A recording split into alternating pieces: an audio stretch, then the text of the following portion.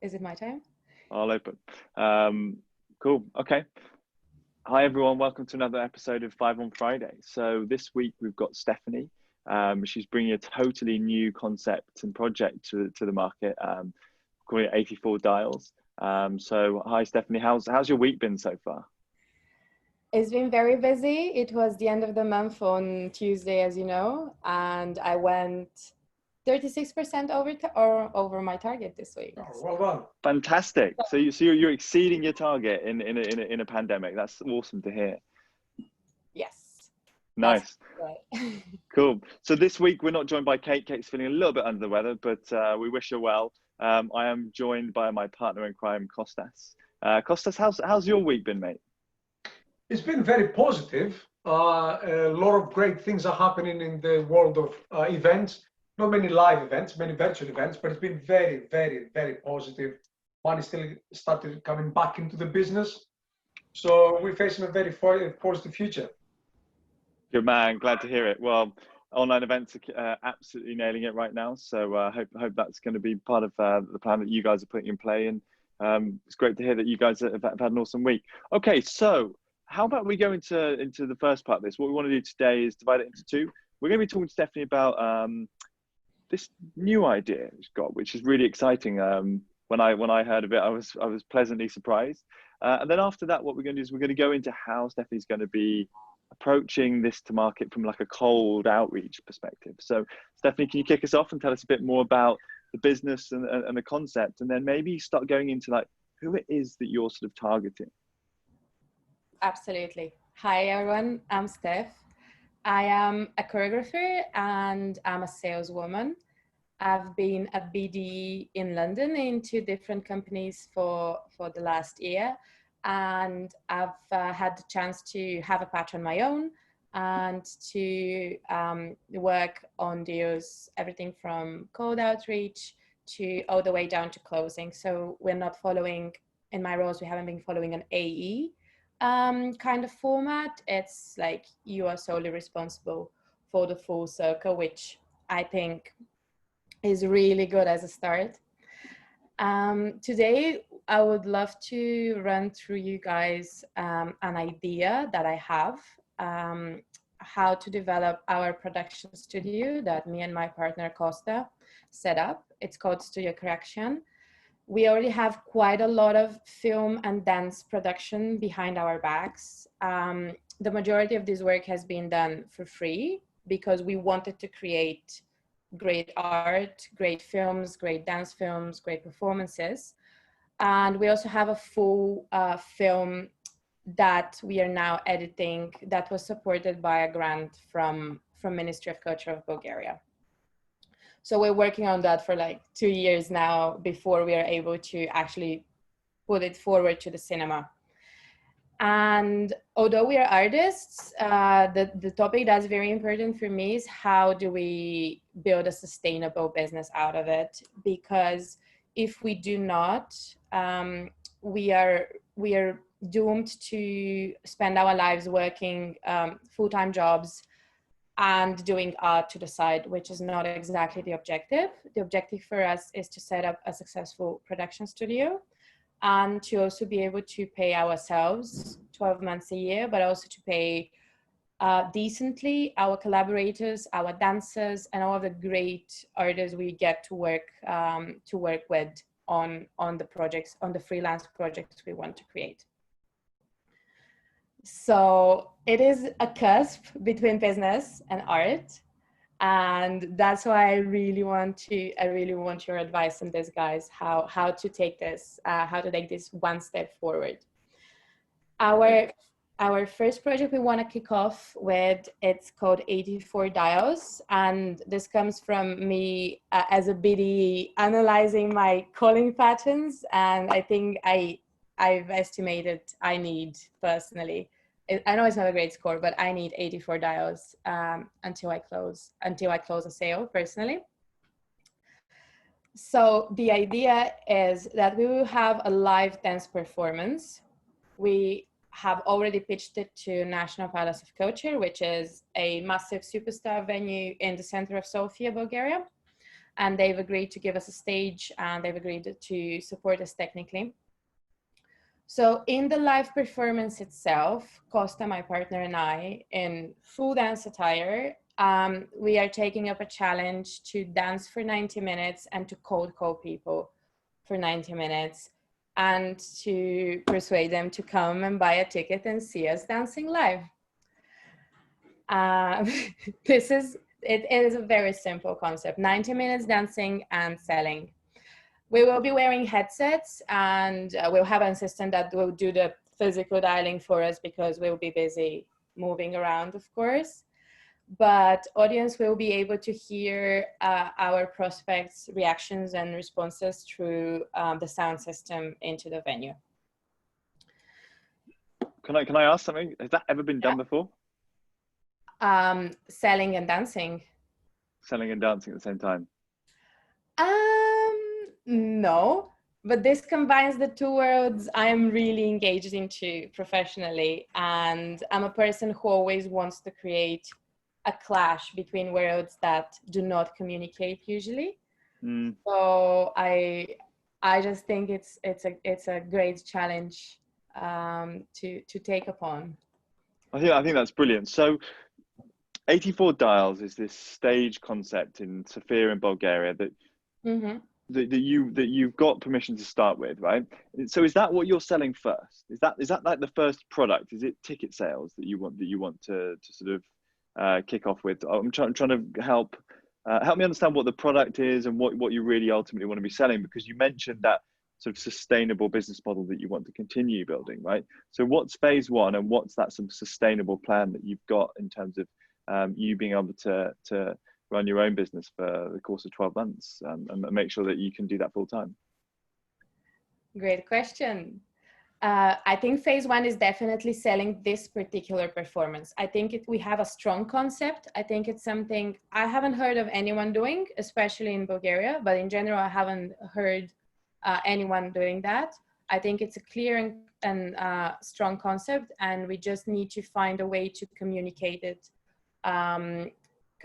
it out and build audiences, because the very interesting border here is that we have dancing, which is something, it's immaterial. SaaS is also immaterial and technology is also immaterial, but it does something very precise. Whereas art is not exactly a commodity, but it's something that definitely can bring value to others because it gives them experiences and it gives them a better sense of connection with others. It gives them inspiration, and I definitely believe it gives value. We do give value to others with our work. So who's the ideal audience then? Who do you want to sell to? Because you're going to be dialing, you're going to be cold calling in a live environment, which is brave, by the way. I absolutely love that. It is. Is your audience salespeople then? I don't think to sell to salespeople. I would love to do that. I've thought about this. I would think this would be really great. The outreach will be divided into one of them will be business to client, which is the usual way we sell in art. Stephanie does a performance, and I know Costas and I know Alex, and I reached them on Instagram or on Facebook, and I'm like, oh, I have a great premiere coming up at the Barbican. Come buy a ticket, come see me. This is like one-to-one. Artists naturally do that, and we're great at networking, and we're great at building relationships with the media and going to a TV show and saying, hey, we have this great new gig coming up. Why don't you guys come and see it? And this is like on a customer to customer. I would make an equivalent in this approach, like ticket to ticket, to a business to customer kind of selling. So during the performance, it will be business to customer. And we have been thinking, how do we find these people? We can't just like have our technical director on a live show dial 077, just like make up a number. So we will actually have warmer leads for the show. The idea is we're going to build a very simple website with some teasing, like really nice looking dance content, and be like, do you guys want to be involved in that? We have a project which we want to take and we want to have participation. If you want to be involved into that, just leave your details.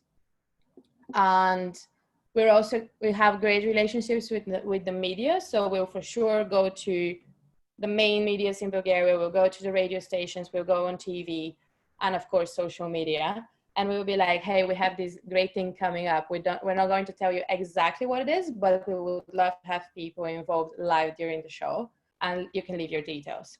So during the show, we'll be selling on one-to-one basis. We'll be like calling these people and we'll say, hey, do you remember? We've contacted you before, and we would love, you've said you want to be involved into our work. And here we are currently dancing on stage, and you're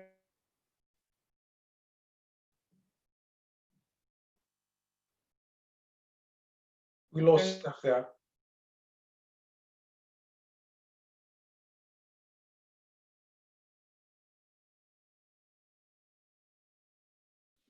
I think we've lost Steph briefly. We can always cut it out after. Yeah.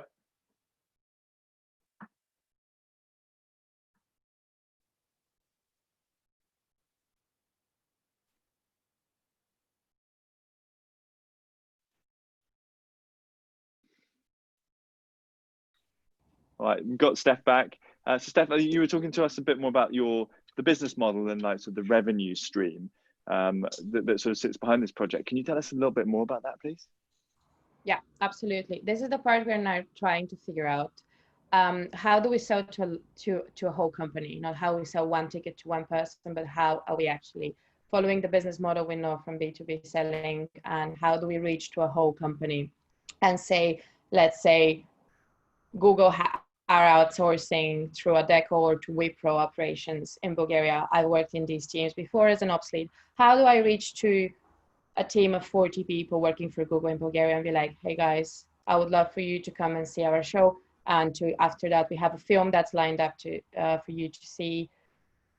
We want you to come as a team to participate into that, or further down the line, maybe invite certain companies that recognize we are articulating their value to maybe support future work that still hasn't happened. So this is what we are trying to build right now, and to find a way to do that, to go to market. Stefan, can I ask you a question? Because obviously, you know, unlike Alex, who is a great dancer, he understands dance projects and everything. I'm not. So you speak, obviously dance is an art, right? And you're a dancer. You understand it as an art form. I understand more as entertainment, as far as I'm concerned. And I felt when I saw, you know, when you told us about the whole idea, I think the project, by the way, I think is great. I think you should, when you do it, you should push it through through social media. There'll be a lot of salespeople who would like to see that.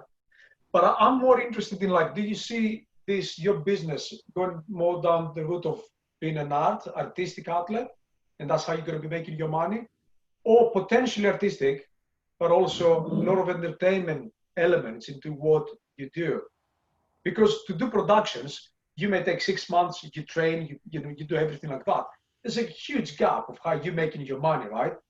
So maybe your passion is to actually be on stage and do the production that you want to do, but how you break into those companies, maybe the art route may not be the right one, or may not be the easiest one. I do not know if it's the right one. Maybe the easiest one would be to think, okay, maybe it's entertainment. Maybe it's, I don't know, incentivization of the people that work for these companies. Maybe it's keeping fit. You know, like you have a dance studio, a bonding exercise where Alex takes all his management team and he leads the dance, and they all bond. It's huge money in that sector, especially if you are in a country like you said, Bulgaria, where a lot of new companies go there because I believe taxation is fine, high educated people, but still, you know, very low salaries compared to, for example, the UK. What's your thinking about that? Like, artistic route, absolutely, you love doing that. But maybe the entertainment, exercising, team bonding, event side of things. Have you thought about that as a stream of consistent revenue? Absolutely. I can hear an echo. Of course, I mean, this is something very straightforward that a lot of people are doing, but I guess we want to create something that has higher artistic value, and we are sure if we're very like clear in the way we communicate it, we can also sell that without having to go to let's say do entertainment in its pure form. So I think it's artistic and it could be entertaining, and I want the work to be entertaining, but I also like this integrity that we have.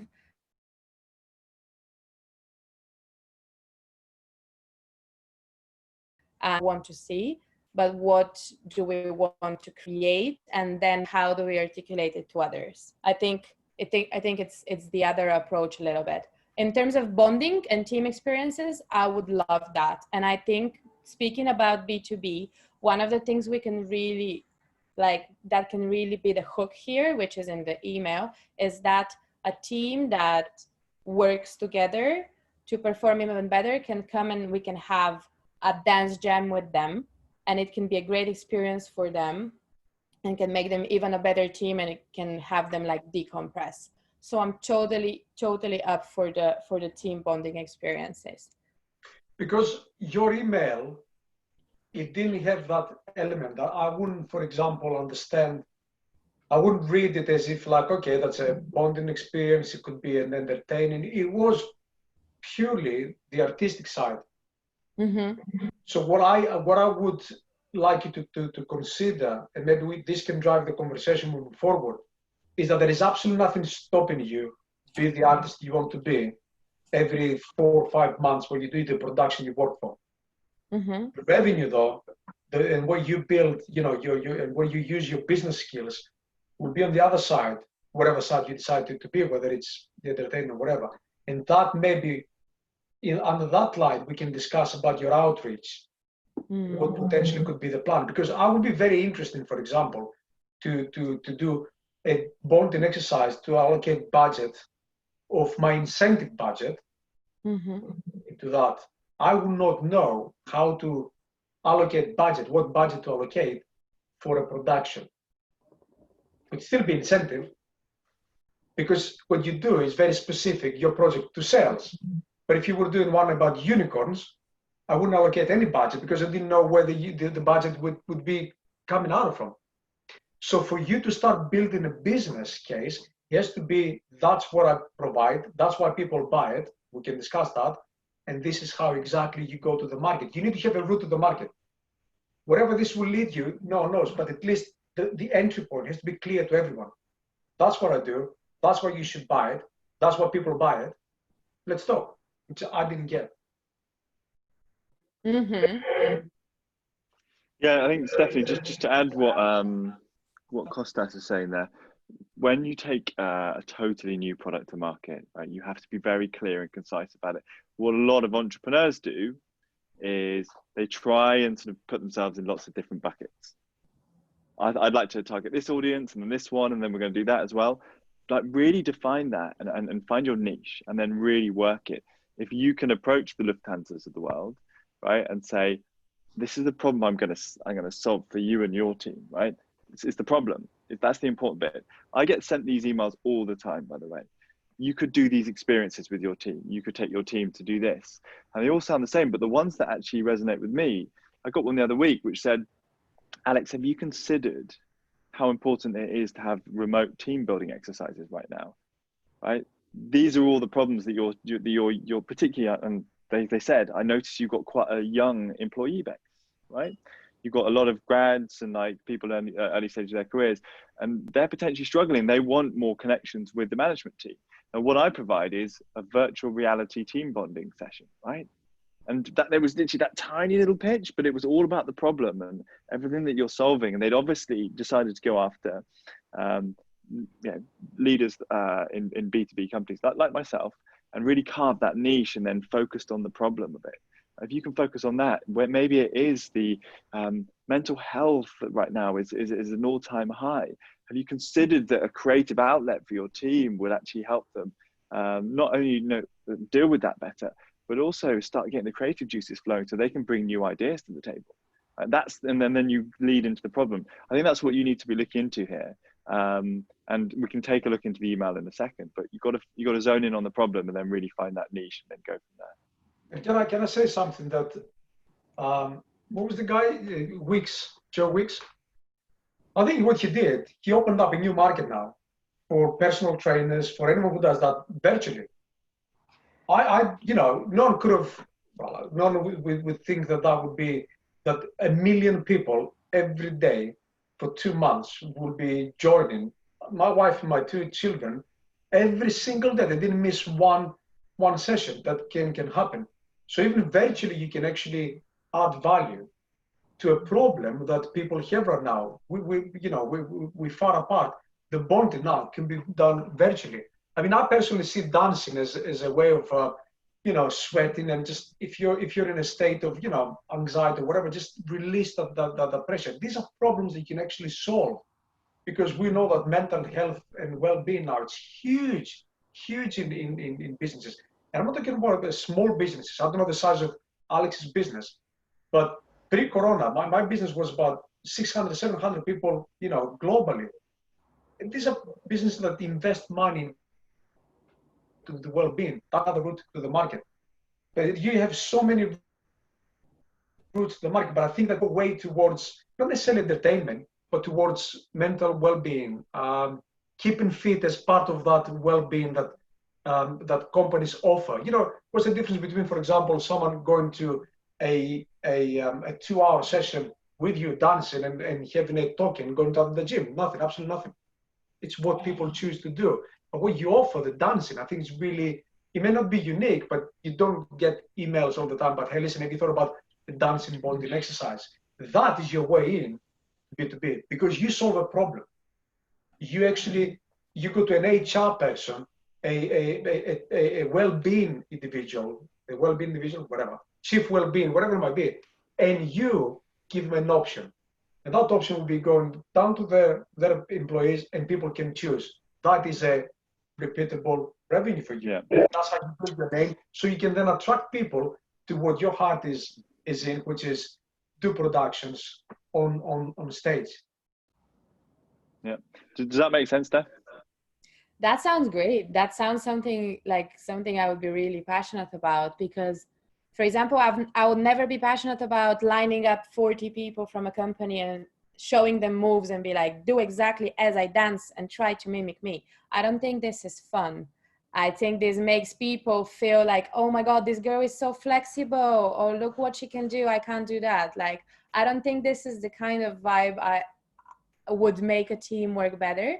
But I'm absolutely sure, and this is also really creative, how to take a highly stressed team of operations leads or accountants, and for an hour and a half, like, first of all, like, bond with their team, and also have a creative way of looking at their bodies. And I think this would involve a lot of like games and improvisation. And as a mover, as a dancer, I'm very like into these kinds of like improvisation, searching for what is interesting for you. You might be stretching it with the accountants there, but you know what? There's another route that you need to start exploring. At our conferences, we're trying to keep people engaged, right?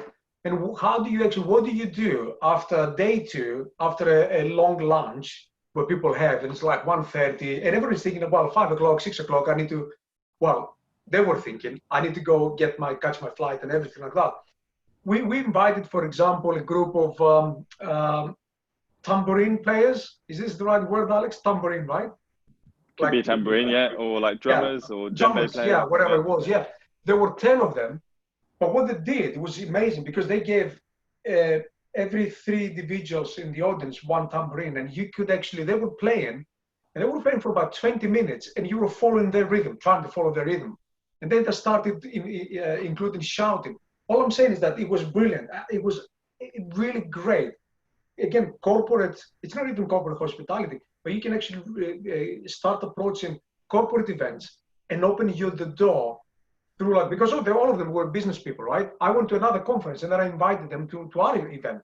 It was exactly that was happening. I went to another event, not even one of us. There's so many areas that you can actually exploit in that B2B sector if you just literally start thinking that the well-being, there's a root there for you. And I think we're making the same point. So maybe we could look at the email, Alex, and figure out how we can actually, you could rewrite that email and maybe add what we've discussed right now. Great. Yeah, I think there's a really good point that you just made there, Costa. So, Steph, do you mind sharing your screen with that email that you sent us? Is that okay? And we can look at it from there. When you're sending these emails, who are the ideal personas that you're going after? For now, I've only contacted people that, you know, like on LinkedIn when you are a second connection to someone. So this is one that someone has said, oh, for example, Wagovesta, the lady I've addressed this email we're going to look at now. I spoke to one of my colleagues and they're like, oh, their company, Lufthansa, they're very like social and they invest a lot in the arts and also in developing their teams. So I know this lady, why don't you just like hit up on LinkedIn? So I've only done like, not an introduction, but people and companies I already know are open to these things. I haven't done it absolutely cold. Okay. Before we go into the email then, you've got to get this nailed, right? And this is someone who got this horribly wrong about 2 years ago, right? When I started Reach Desk, I was just kind of going, let's go after like kind of anyone and let's go after my network and everything. The network counts for a bit, by the way, but what you've got to do is you've got to be laser focused. You have to start at least hypothesizing what your ideal customer profile looks like. So you start with the business side of things, right? Geography, size, employee, revenue, those kind of things that are going to matter, because you might not want to sell to companies like me, right? We're not very old, but we've got like 40, 50 employees, right? Maybe I'm not going to justify this. So you carve out the segments that you don't want to go after first, right? You're not going to get this right at the beginning. You should do this every 3 months. Find out who your ideal customer profile is from a business point of view, okay? And then you have a very like structured approach. You go into Sales Navigator and you find those companies. These are the companies, this is my account list, right? You know this because you've done sales, but that's so important. These are the ideal accounts I think will buy from me, the most likely customers. Then you start looking into your personas. Now, I can tell you from my friends who do enablement, team bonding, kind of experience side of things, less the conference side of things, Kostas can help you with that. But weirdly, the personas that you target is not the head of HR, it's their assistant, right? They're the people that pick up the phone. They're the ones who actually organize these sessions. They're the ones who know what the budget is. So these guys found this out the hard way, right? They were like, I'm always trying to go after the senior decision maker. And actually it's the gatekeeper who when they started having conversation with them, they're like, oh my God, we're doing so much more business. So you should have between 3 to 4, maybe 5 ideal personas within a company that you go after. And that's when you become very laser focused, right? These are the businesses I want to go after. These are the personas. And now I can have persona-led messaging, which allows me to scale it in a really good, sophisticated manner. Does that solve different problems? Like, you know, to add to that, an event planner, for example, for a big bank, what they do, they create those, how you call it, conferences, seminars, gatherings, bonding exercises for thousands of people. They starve of ideas all the time. They want to hear what's new. You solve a different problem to that over to someone who is, let's say, an HR manager, and he's been tasked with maybe implementing an incentive scheme across the business. So he needs to include, or she needs to include 10 different options for people to choose, so to keep them incentivized, right? You can't have one option for 100 people. Again, you solve a completely problem. That is why I think what Alex is saying is absolutely crucial to go, my ideal customer for this type of businesses or this job title has this kind of problems on their plate. And you can figure that out by starting talking to people. The more you talk to these individuals, the more you understand how they think, what's on their plate, and how you can help them. And then, you know, a month down the line, you have pretty much now nailed those personas. Then it becomes a numbers game, because all you need to do is to find those personas. You know exactly what or you know what problems they have, but you have a solution. So if that individual has that problem, you've got a solution. Now you have a business conversation. Well, otherwise, you can have interesting conversations, but not necessarily conversations that will get you anywhere. Yeah. How do you feel about that? Kostas, can you say the last thing again, please? Yeah, all I'm saying that afterwards, when you actually figure out what are your personas, what might be on their plate, my son is here, sorry. What may be on the plate and how you've worked your solution to them, then becomes a numbers game. Then you can say, great, if I have 500 HR managers, I know exactly what I'm going to sell to them because most of them, not all of them, probably have these things on the plate. If I've got 100 event planners for big banks, for example, or Google in Bulgaria, whatever it might be, then you have another solution for these guys. All you need to find then is like, okay, who has potentially the issues that your solution, your product, your service is satisfying. That's it. Then it becomes a numbers game. Otherwise, just you do not know where the money is going to come from. You do not know what conversion, why you're conversing with someone because you do not know what you can solve. It's very, very important early on to figure out 5 different ideal customers, and then maybe 3 of them are the ones that give you money. Fine, you park the other 2. So you go broader initially, and then you narrow your solution and say, look, that's my audience now. It can take you up to, I don't know, Alex can say that, but it can take you sometimes years, right, to figure that out.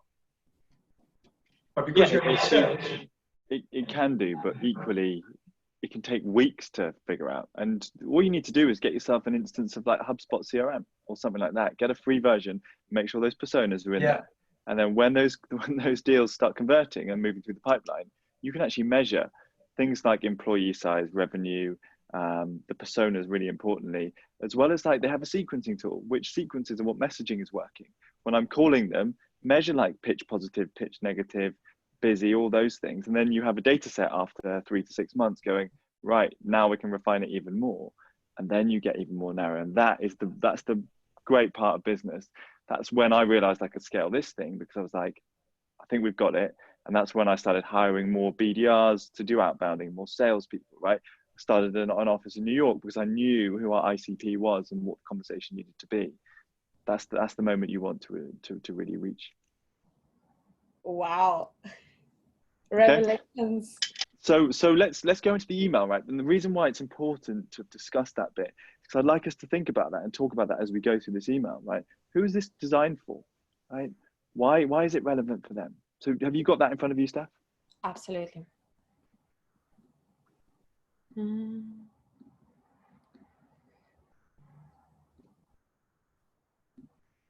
Just one sec, because I've actually sent it to myself, so we can look at it as a receiver. Boom. And share.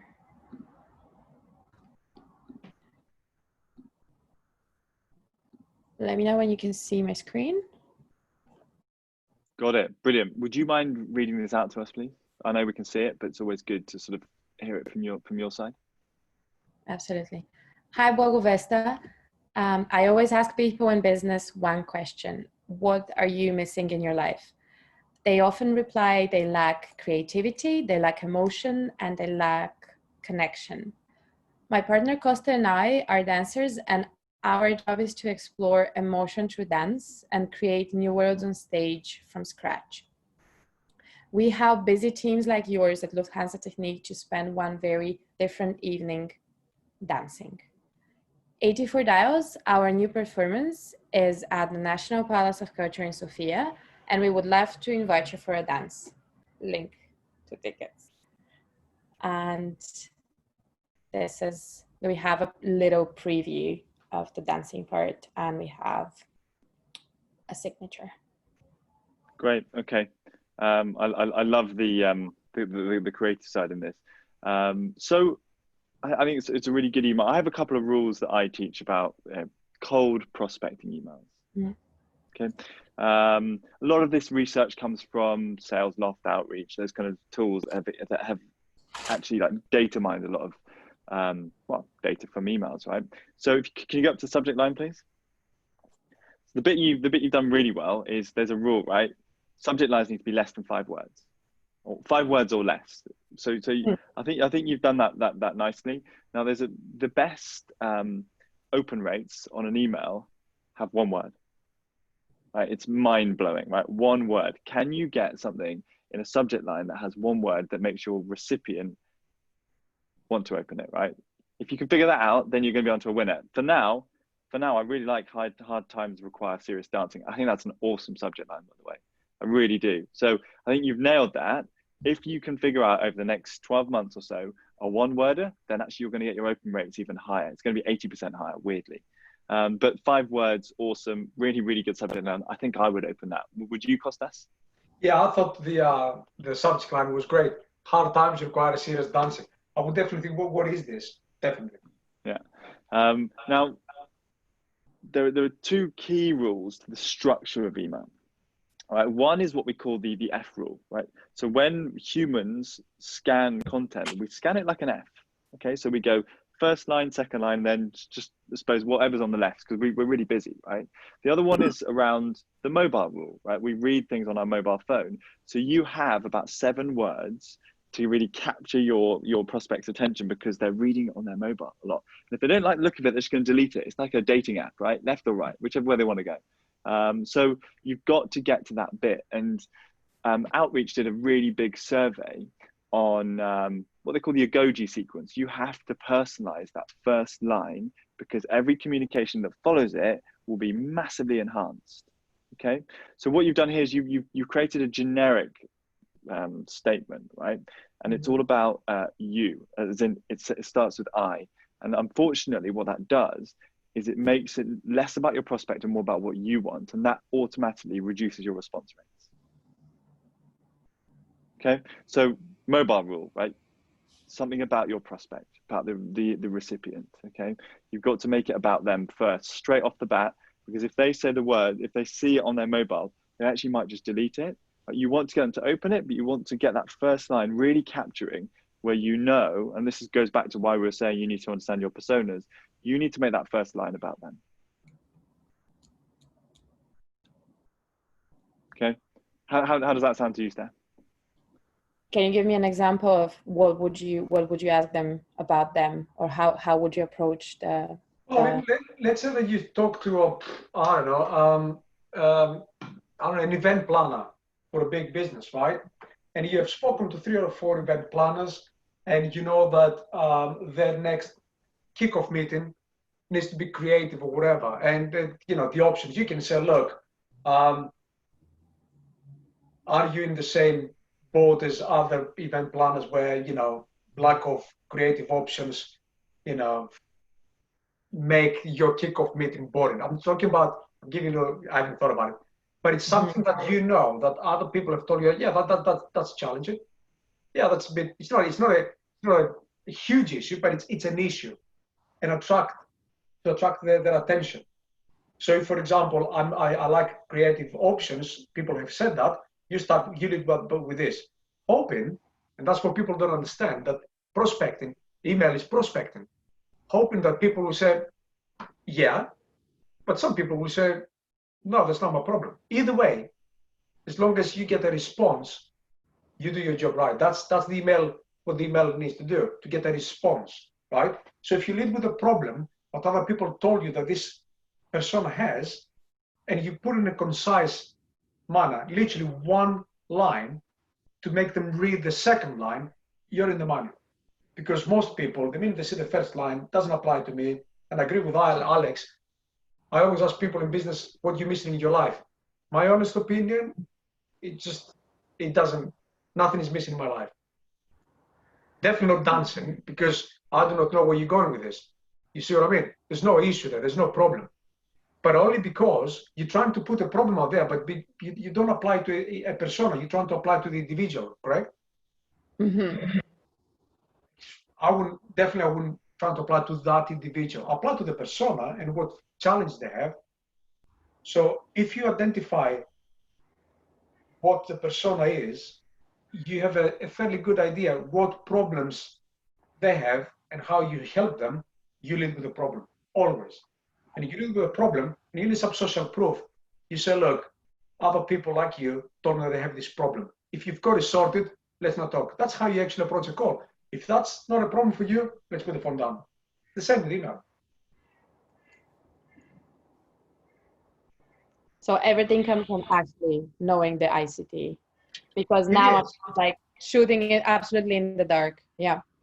Yeah. So that's why the way I've always done it is you start with the challenges that persona faces, right? The goals they want to achieve and their buying decisions, right? Those are the three things I've done to map out our personas, and I give them names so that my team know that when they send emails to, you know, for us, it's like account-based marketing managers or demand gen managers. They know they have to start with that challenge. The opening line is all about them, okay? And it resonates with that individual. Yeah, we're working. It often asks a question or two, but it's always about them, right? So it could be in your situation, like Costa said, are you struggling to keep people engaged during your online events? I noticed at Lufthansa, you've just cancelled your physical event, but you've turned it into a virtual event, right?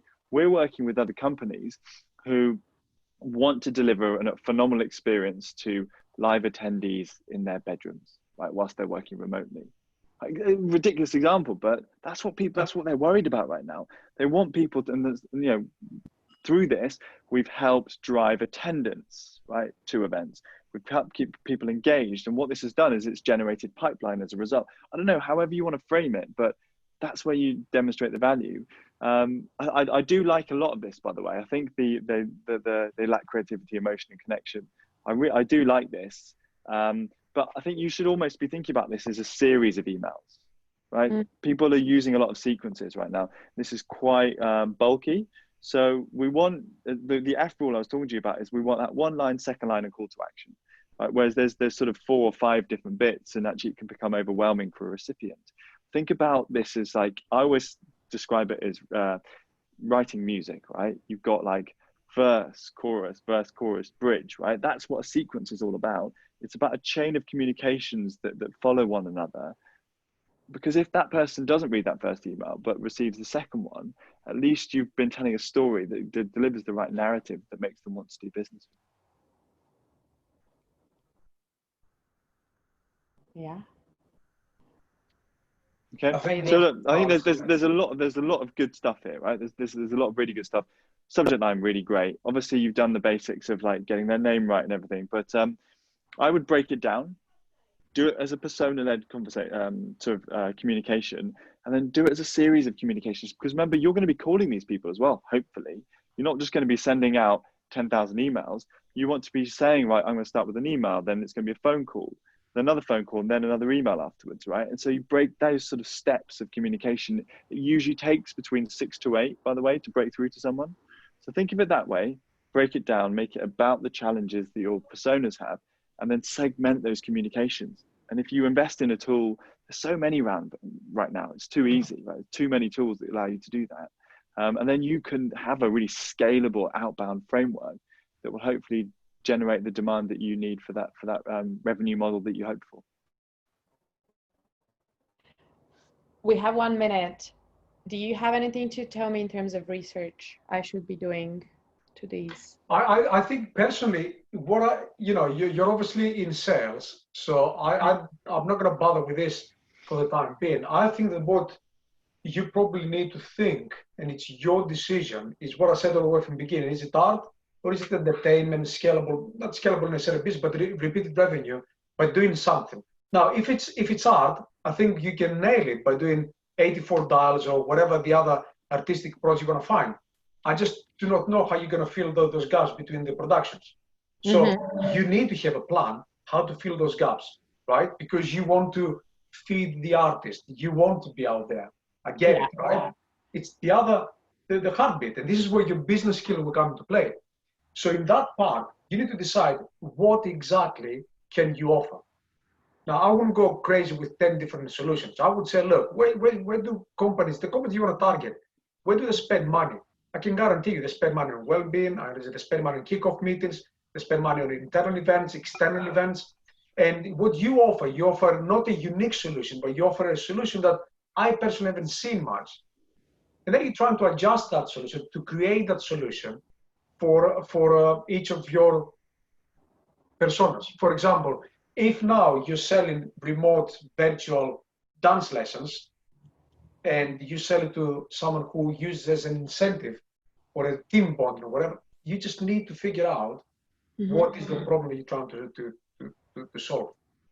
Again, I would probably go with no more than 4 or 5 personas that you can actually identify, and you think you might have a solution for them within the industries you want to operate in.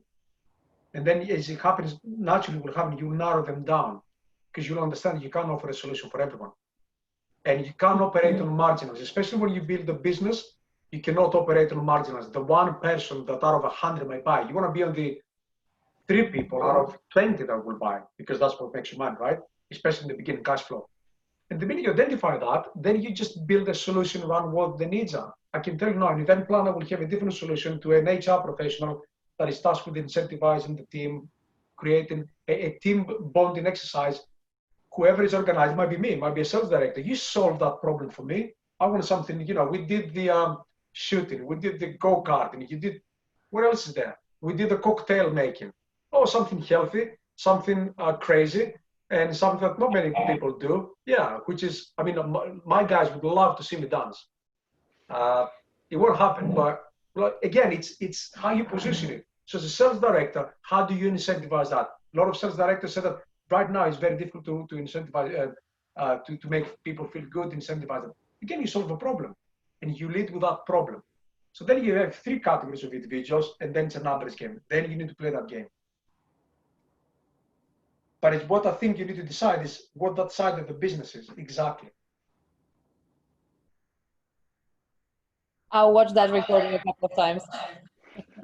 Steph, I hope that wasn't overwhelming. I think in summary, as Costa's kind of touched on it there, you've got a really awesome idea, by the way. You've got a really unique thing. We're not even going to try and help you change that because you don't need to. It's gold, right? And you can do iterations on that as much as you like. We're here to try and help you sell it. And hopefully we've given you some things that allow you to take it to market and scale that sales process so that you can make a ton of money and then live off the back of it. Great. Thank you so much, guys. You absolutely blew my mind and you changed the entire landscape of where I'm looking at. So I'm super, super grateful for that session. You do a lot of dance moves. Yeah.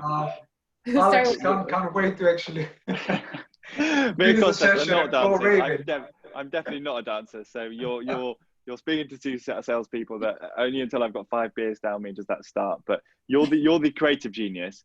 Just make sure, and I've been there before, by the way, you want to protect the baby, you want to protect your idea, but you've still got to sell it, right? And you've got to almost separate the two sometimes and go, that's how I'm going to sell it. I'm going to maintain the creative genius behind it because that's the real product. So look, you can do both because sales is a process, is a science, and then you've got the artistic side. You do your projects because you've got an artist in you, right? You want to, but you can do both. Love that idea. Love that idea. Yeah, because me and Alex can only do the science and the process, no artistic talent whatsoever. So no, exactly. we envy you. We're jealous. Yeah. Cool. I Steph, love the separation. Yeah. It's been a pleasure having you. I hope we've given you some things that you can take away. We'll be posting this video shortly, but look, congrats on hitting your target. Congrats on coming up with a business idea that you want to run with, right? It's an awesome bit. It's a really awesome journey in life. Let's keep in touch, and if we can continue to help you, then please do stay in touch with us. I will, definitely. All right. Thanks a lot, team. Thanks, cheers, everyone. Bye. Bye.